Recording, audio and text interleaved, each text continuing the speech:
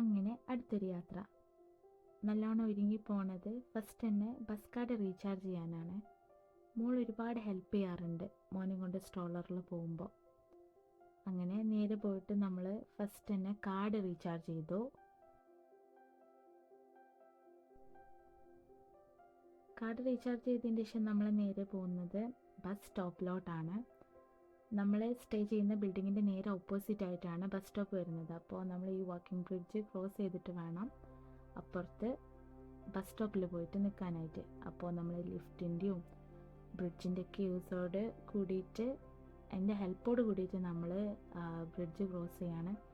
പോകുന്ന വഴിക്ക് നല്ല ബ്യൂട്ടിഫുൾ ആയിട്ടുള്ള ലൈറ്റ്സും കാര്യങ്ങളൊക്കെയാണ് വാക്കിംഗ് ബ്രിഡ്ജിലുള്ളത്. അതാണ് ഈ ഒരു വാക്കിംഗ് ബ്രിഡ്ജിൻ്റെ ഹൈലൈറ്റ്. അത് ഭയങ്കര ഹാപ്പി ആയിട്ടുള്ള കാര്യമാണ്. പ്രത്യേകിച്ച് മോളെ ഫേവറേറ്റ് പ്ലേസാണ് ഈ ഒരു വാക്കിംഗ് ബ്രിഡ്ജ്.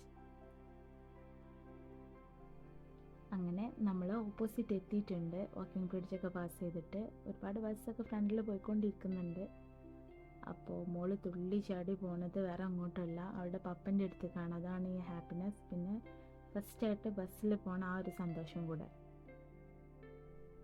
അങ്ങനെ തുള്ളിച്ചാടി മോളും കൂടെ ഞാനും കൂടെ സ്റ്റോപ്പിലെത്തിയിട്ടുണ്ട്.